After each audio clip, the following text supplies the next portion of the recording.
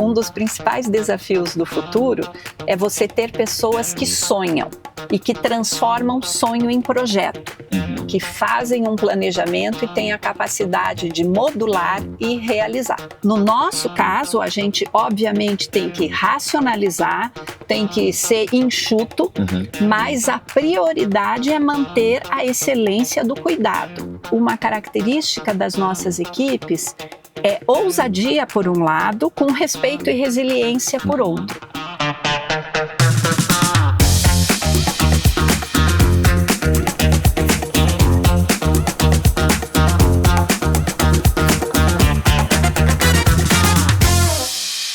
Olá pessoal, hoje eu estou aqui num lugar que é parte da minha história, minha casa, no Hospital Pequeno Príncipe, aqui em Curitiba. É o maior hospital exclusivamente pediátrico do Brasil.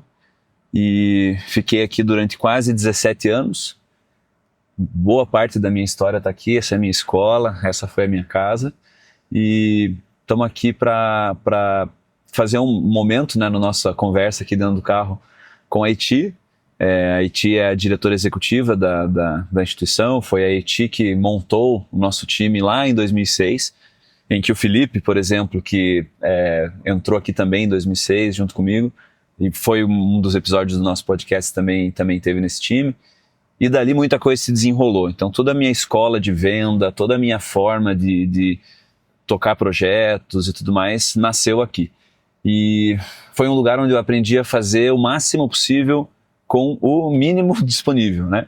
Então, o hospital é uma ONG, né? Então o recurso é extremamente contado e a gente tinha sempre um excesso de vontade que felizmente ainda me acompanha, mas que com o tempo a maturidade vai trazendo alguns atalhos, né?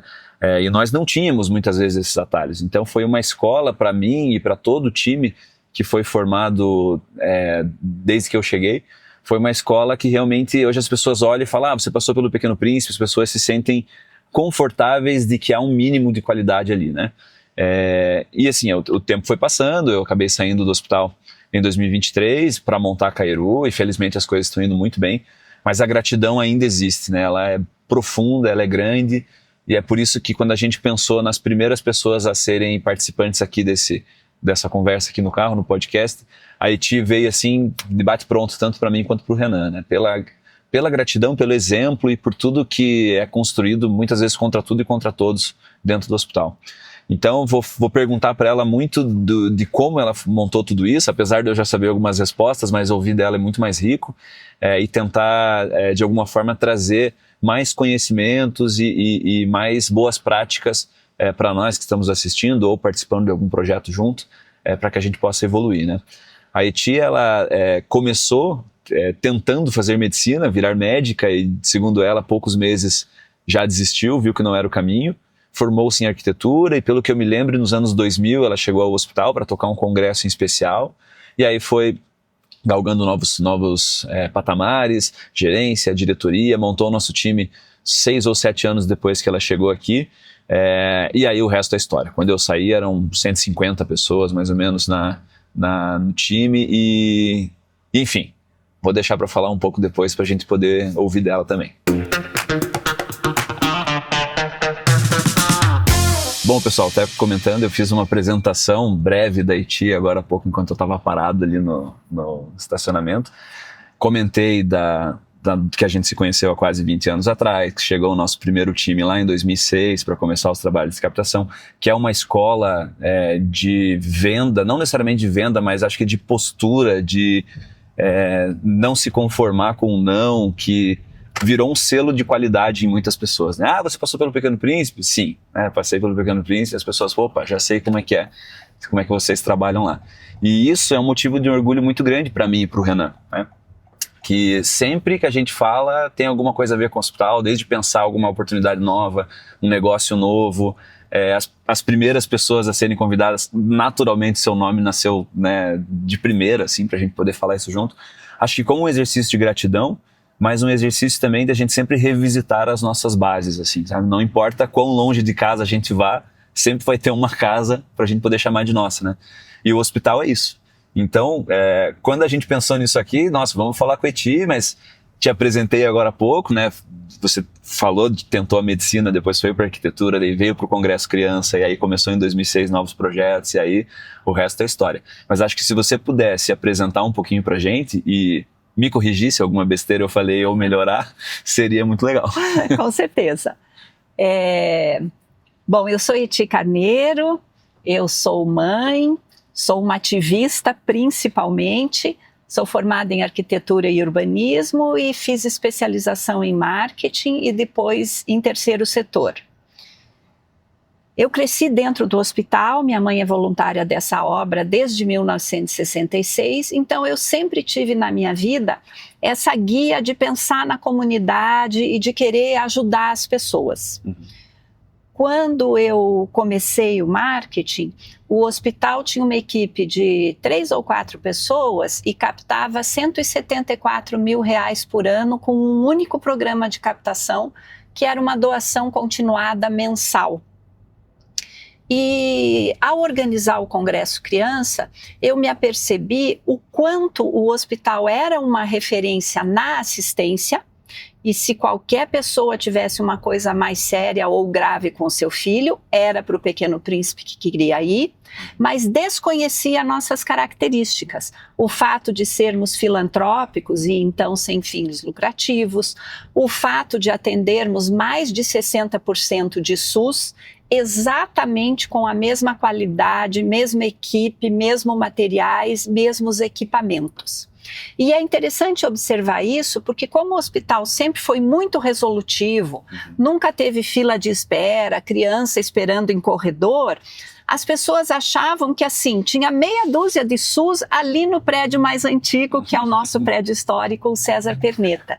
Então nós fizemos uma pesquisa para entender isso e a primeira ação que nós tivemos foi compreender que a gente precisaria melhorar a nossa comunicação e reapresentar o hospital, no sentido de que, além dessa excelência técnico-científica pela qual era conhecido, era uma organização de terceiro setor e que precisava e precisa parcerias com a comunidade, porque a conta não fecha atendendo esse volume de SUS.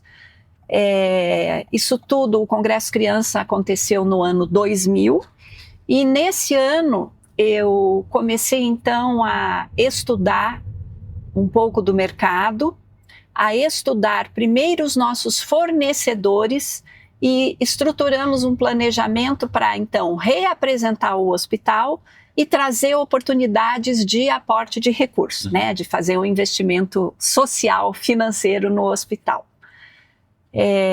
Os programas foram crescendo gradativamente, focando os 3 setores da sociedade. Então, nós reiniciamos um trabalho com os políticos na busca de emendas, começamos a buscar empresas e principalmente pedindo uma série de indicações para cada empresário que nos recebia e reestruturamos alguns programas de captação continuada, inclusive captação por telefone. Em 2005, eu decidi que a gente precisaria crescer na captação de recursos e trazer um grupo que estivesse focado e tivesse esta habilidade incrível, que é apresentar o nosso trabalho e conseguir o investimento, trazer o cheque assinado. Sem produto nenhum, né? Sim, com esse produto que é aderir a uma causa e salvar a vida junto com o Pequeno Príncipe. Algo intangível, né? O cara não leva nada para casa, né? Exatamente, um serviço, mas que, como o Pequeno Príncipe tem 106 anos, ele já atendeu muitas crianças do Brasil e eu acredito que do Paraná, quase que uma criança de cada família, de alguma maneira, já passou pelo hospital, né? São gerações e gerações de crianças que a gente vem atendendo. E selecionamos pessoas extremamente talentosas, entre as quais o Anthony e o Renan. No início começamos com o Luiz Otávio, a Renata Iório, o Felipe, que vocês também vão conversar. Fez parte de um episódio nosso. Né? E o Rodrigo Lowen, que é o responsável hoje pelo setor, uma pessoa incrível, super comprometida. E essa equipe sempre teve uma característica muito importante, que era trabalhar com planejamento, e fazer acontecer. Nós sempre tivemos, desde o início, não apenas objetivos claros, mas metas claras e acompanhamento de indicador, assim, gente, algumas coisas diários, Sim. outros semanais e mensais nem se fala. Sim. Só que essa equipe de talentos tem uma característica muito especial.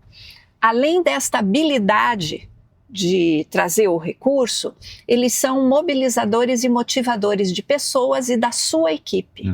Essa equipe é uma equipe extraordinária e eu sempre digo que ter essa assistência de excelência, ensino, pesquisa,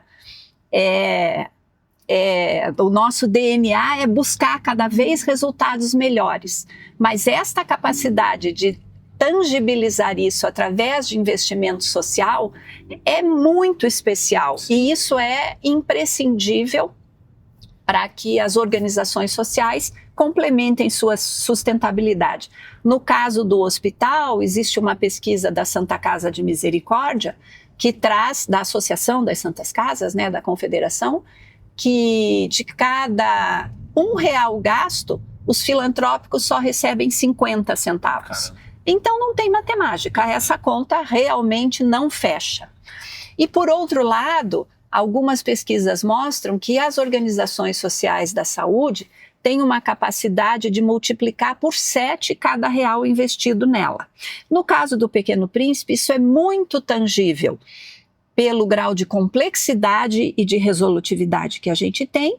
E agora, nos últimos 5 anos, existe esse ranqueamento da revista Newsweek, onde nós estamos entre os 250 melhores hospitais pediátricos do mundo. Sempre evoluindo o ranking, né? Sempre evoluindo. Nos últimos 5 anos, para vocês terem uma ideia, o Sírio-Libanês evoluiu 44 posições, o Pequeno Príncipe 42 e o Einstein 39. Então hoje o Pequeno Príncipe é o hospital número 70 do mundo. Que legal. Mas o que é incrível é que o 69 e o 71 têm orçamentos de 15 a 30 vezes maior que o nosso. Então realmente a gente tem equipes maravilhosas, muito comprometidas com a qualidade, com a assistência, com o cuidado, com a ciência, e uma capacidade incrível de fazer muito com pouco recurso. Vocês imaginem se a gente recebesse mais. E é por isso que a gente precisa de apoio e de parcerias, né, com todo mundo. Tem uma riqueza no que aos poucos você foi falando, que conforme você foi colocando as suas estratégias dos anos 2000 para cá em ação, você tinha stakeholders diferentes, né? Então, sim, eu não vou nem entrar na discussão stakeholder paciente e o stakeholder investidor doador, porque eu acho que aí a conversa vai muito longe. Mas quando a gente fala do stakeholder doador investidor, você falou de governo. Depois a gente fala do poder privado, das empresas. Tem o poder público, tem o poder privado. Aí você tem as organizações sociais. As organizações sociais. Aí nós estamos falando de pessoas físicas e jurídicas a serem impactadas. É uma complexidade muito grande de cliente ideal, né? É uma complexidade muito grande e logo que eu entrei no hospital, eu comecei a estudar a questão da renúncia fiscal. Então, essa possibilidade de empresas que fazem o imposto pelo lucro real e pessoas físicas pelo modelo mais completo poderem indicar um percentual desse imposto devido, né, a pagar ou a receber para as organizações sociais. E também estava muito mobilizada pela questão dos direitos das crianças e adolescentes. Então, estava muito atuante no Contiba, no SEDECA, fui presidente do SEDECA algumas vezes e tive a oportunidade, mais ou menos em 2004, de propor para o SEDECA, que é o Conselho Estadual de Direitos da Criança e do Adolescente, um banco de projetos aonde as ONGs poderiam captar para os seus projetos. Então, estruturava um projeto, era avaliado pelo Conselho, depois de aprovado, esta doação dirigida. Que, gente, é uma coisa maravilhosa. Sim. Todos os conselhos tinham que ter esta deliberação de viabilização desse mecanismo. E isso foi muito importante para todas as ONGs do Paraná conseguirem, então, uma complementação de recurso usando essa renúncia fiscal, que é um mecanismo fantástico. Sim. E os conselhos, em especial o Contiba e o SEDECA, fazem um acompanhamento e uma fiscalização fantástico, além de ser fiscalizado Sim. pelo Tribunal de Contas, e no caso do hospital, uma consultoria de auditoria, né? Na verdade, uma auditoria de padrão internacional. Sim. Então é muito tranquilo, muito transparente e é muito transformador. Esse era o ponto, assim, porque eu lembro que quando a gente começou isso em 2006, acho que nenhum de nós declarava imposto, por exemplo. Nós éramos todos muito jovens, estávamos aprendendo. E muito daquilo que era desenvolvido lá, a gente coloca para rodar em projeto hoje ainda. Porque, como você sabe bem, o nosso modelo de trabalho é um modelo em que a gente chega nas empresas, normalmente empresas médias, que tem já uma validação mínima do seu produto, mas que às vezes o único vendedor é o dono, é o CEO, é um diretor, é um fundador, e tem muita oportunidade na mesa, ou existe um cansaço, ou a necessidade de você ampliar seu time, e aí se não for feito com estruturação, isso não para em pé, né? Então, não é, vou contratar mais um vendedor e vamos lá. Não, precisa ser tudo muito bem pensado, isso leva muito tempo, né? Até você poder realmente falar em escala. E eu lembro que lá no passado, apesar do não conhecimento de algumas coisas, existia essa vontade que você falou, que existe até hoje dos times, de fazer um negócio acontecer. Apesar da vontade, existia muita inteligência comercial por trás, sabe? Muito, mas sem dúvida. E eu lembro muito puxado por você, porque hoje qual o framework padrão que a gente usa quando entra muitas vezes nos clientes? O ICP, quem é o cliente ideal. Isso mapeado à exaustão, a gente entra na diferenciação de valor. Por que eu vou doar para você e não vou doar para outro cara, né? Sim. Para você poder convencer esse cara que está conectado com as suas diretrizes de ESG, de seja lá o que for. Aí você começa a mapear seu propósito, né? Sua missão vida. Mesmo. E aí, ao final, os canais, né? Então, depois a gente vê, ok, nós vamos para outdoors, nós vamos para mídia digital, a gente vai para eventos, depois vem os canais, aí vem as pessoas e por aí vai. Então, existe uma estruturação inteligente por trás que nós fazíamos isso há 20 anos atrás. Naturalmente, não por acaso, porque isso era capitaneado por você, mas olha como as boas práticas, normalmente elas se mantêm. Perduram, né? Elas perduram. Porque isso também, até comentei num outro episódio com o Felipe, isso é um framework que o Steve Jobs trouxe há 40 anos atrás, quando ele saiu da Apple, chutado pela Apple, Sim. E depois reconvidado, né? A custo de muita contrapartida, vocês vão tirar todo o conselho, eu quero tocar as coisas do meu jeito, daquele jeito dele. Sim. Mas existia um vídeo, espécie de memorando, que foi lançado para todas as pessoas da Next, que era a empresa para a qual ele trabalhou e fundou enquanto esteve fora, e que ele dizia exatamente isso. Ele dizia assim, cliente ideal, proposta única de valor e canais, né? Sim. Então, é curioso como isso se perdura até hoje. E para o hospital gerenciar tudo isso, uma gama de diferentes clientes ideais, diferentes propostas únicas de valor, só com muita métrica, muito acompanhamento, como você falou, às vezes diário, às vezes mensal e por aí vai, né? E a gente tem um trabalho muito forte de marketing. Uhum. Esse trabalho de marketing foi imprescindível nesse momento inicial lá meu no hospital, nos anos 2000, para uma releitura. Então, eu diria, não para um fortalecimento institucional, porque isso, obviamente, que a gente sempre busca, mas o Pequeno Príncipe sempre foi uma organização muito reconhecida, Sim. muito bem conceituada, mas para trazer essa questão da importância do investimento da comunidade, né, das pessoas, das empresas e do Estado nas suas diversas instâncias, num projeto de direito à vida. Essas questões, então, de marketing, comunicação, venda, sempre foram trabalhadas muito integradas. E lá no hospital, o planejamento se distribui para toda a equipe. Nós temos uma equipe específica de projeto, inclusive, que é a equipe que faz todo o detalhamento do projeto, a escrita, o estabelecimento dos indicadores de resultado, nesse caso, toda a prestação de contas. E o que a gente teve, Anthony, e que eu acho que isso também foi uma marca muito precursora, foi sempre ter transparência. Desde que eu entrei no hospital, cada vez mais a gente foi incorporando nossos relatórios de atividade, nós sempre publicizamos nosso balanço, isso já acontecia antes da minha entrada. A gente sempre foi muito buscando trazer esses números e essas visitas ao hospital de uma maneira muito intensa, porque é imprescindível nos conhecer. O que o Pequeno Príncipe faz é extraordinário. De fato. Sabe, é extraordinário para o mundo. Não existe, eu acho, uma outra organização tão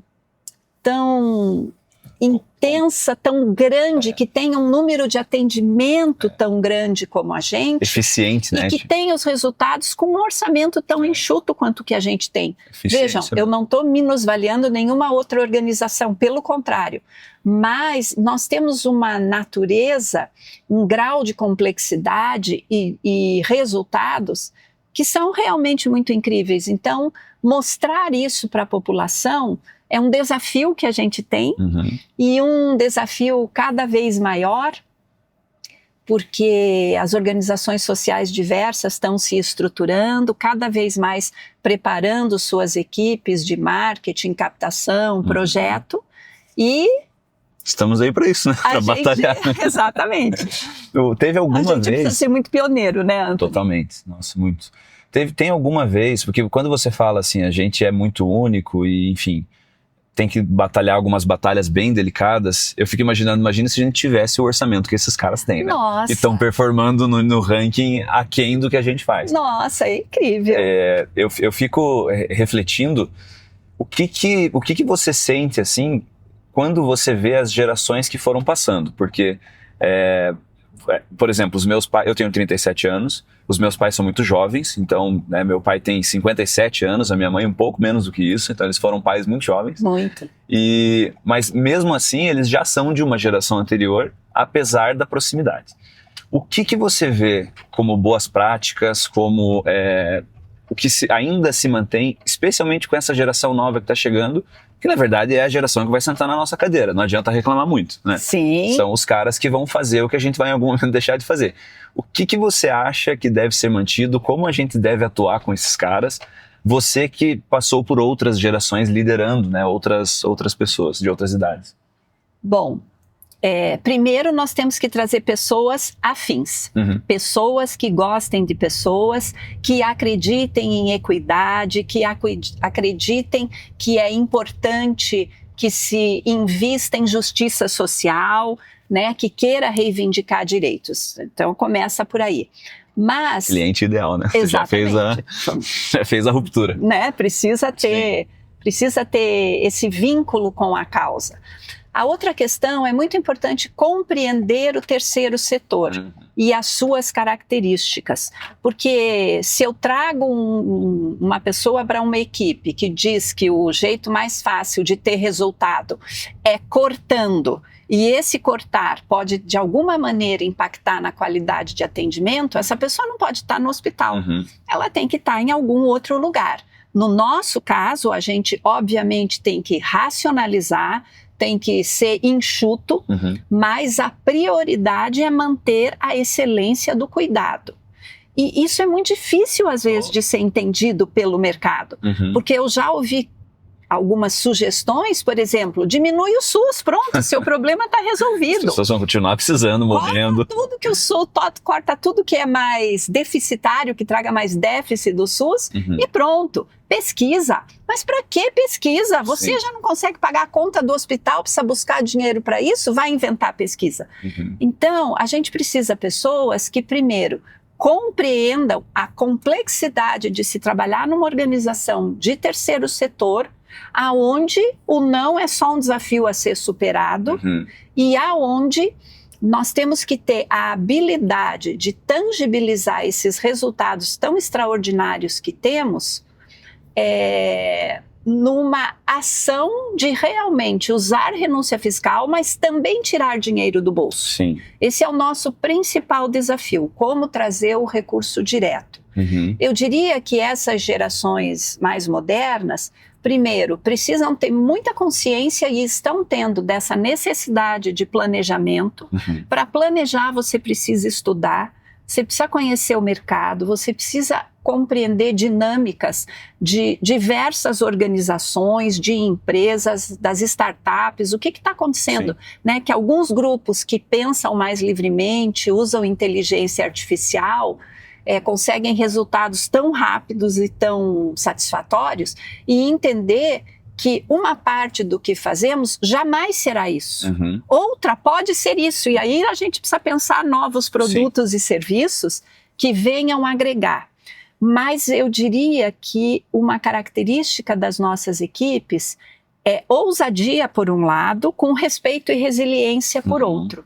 É imprescindível. E você sente que o hospital está conseguindo atrair e reter esses talentos mais jovens, uma vez que são um pouco mais, necessitam uma velocidade maior nos seus anseios, né?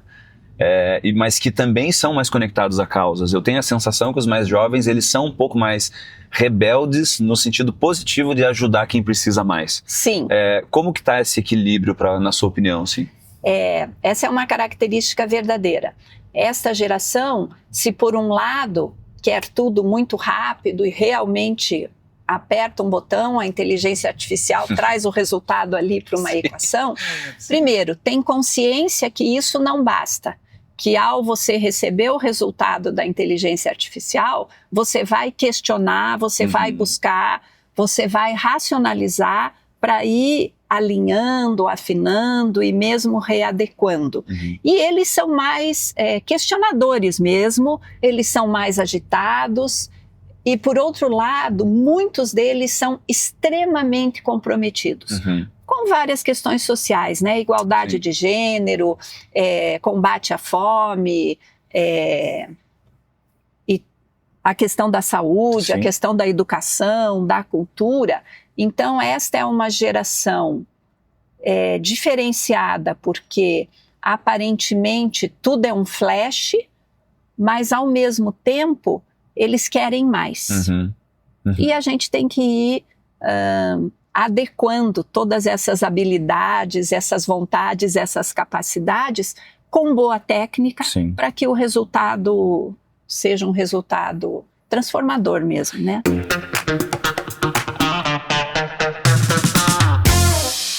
E quando você fala em querer mais, conectando até com o futuro da organização e de tudo, o que você vê para o futuro? E aí, quando eu estive no hospital, quando eu saí do hospital no começo de 2023, ainda não havia se iniciado a obra do PP Norte, que depois começou a movimentação de terra e tudo mais. Eu ainda não fui lá para ver, mas isso é uma coisa que eu ainda quero fazer esse ano. Tá convidadíssimo. Vai ser muito legal ver, né? A gente colaborou com aquilo, acho que isso é um exercício muito engraçado, muito gostoso de pertencimento também. Sim. Mas não é só isso, né? Eu acho que assim, você ter uma nova instalação física traz uma série de preocupações, desde qualidade, porque estamos falando de um hospital, mas também de como transportar a cultura de qualidade que o hospital tem, de cuidado à criança, de acompanhamento familiar, enfim, uma série de questões intangíveis que vão ter que ser movidas para um lugar novo, né?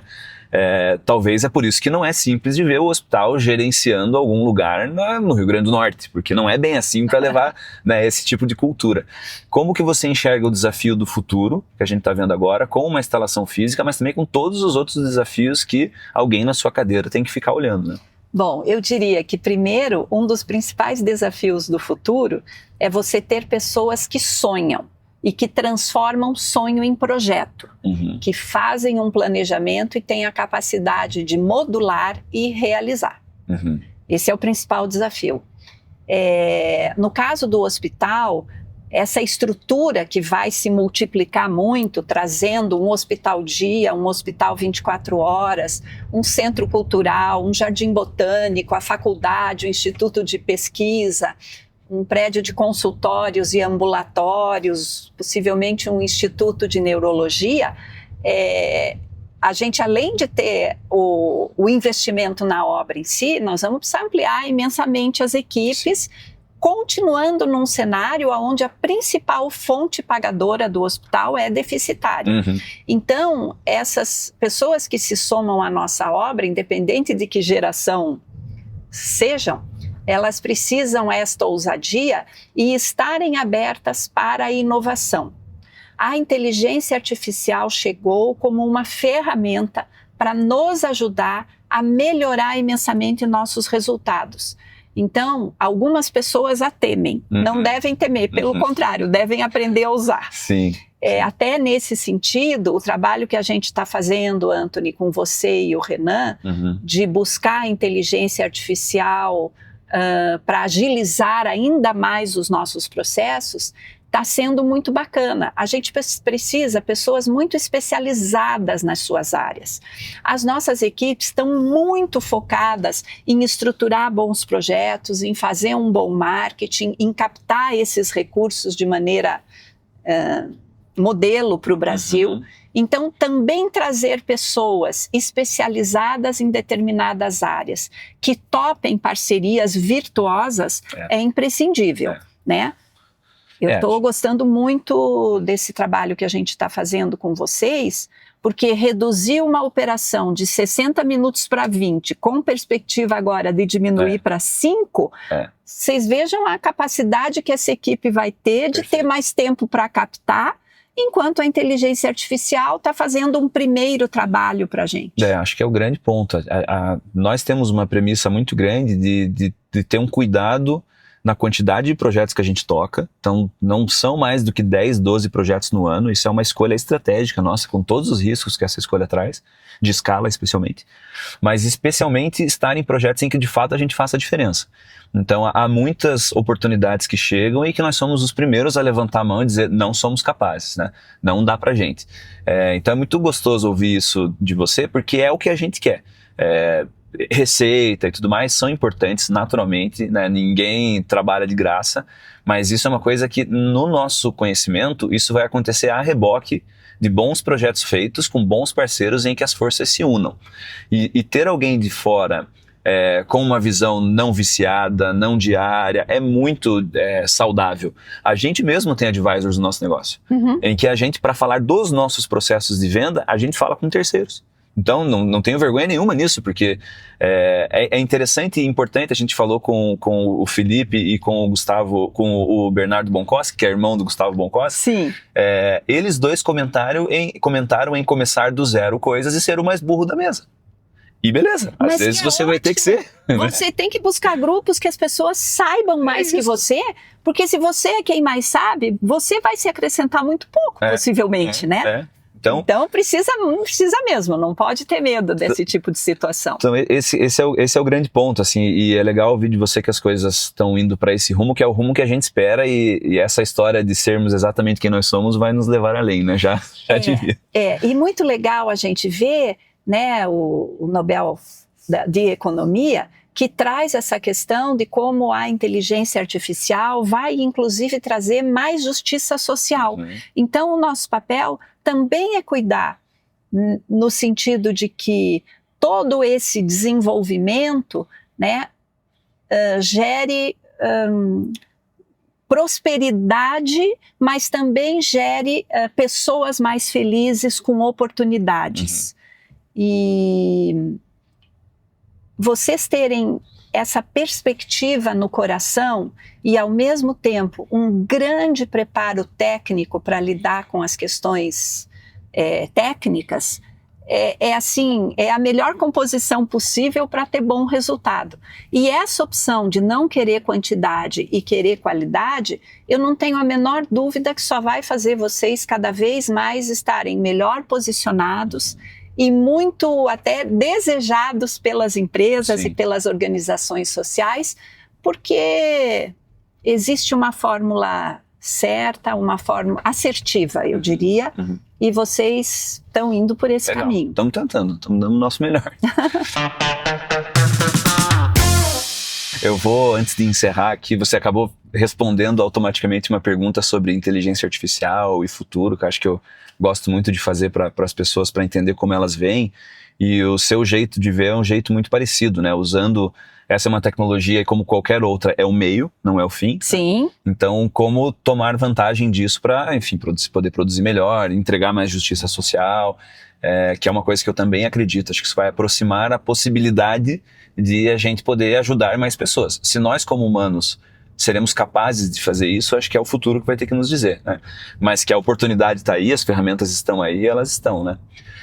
Até, enfim, retomando aqui, se encaminhando ali para o final, você sabe que o hospital é a nossa casa, a nossa causa, né? Então eu e o Renan, sempre quando aparece alguma coisa em algum projeto, e se a gente fizesse algo beneficente? E se tal coisa fosse revertida, né? Então a gente foi picado por isso uma vez e naturalmente é muito difícil você, né, não ter mais isso, Vou tentar deixar aqui a fala para convidar as pessoas a fazerem suas doações pelo formulário completo no imposto de renda.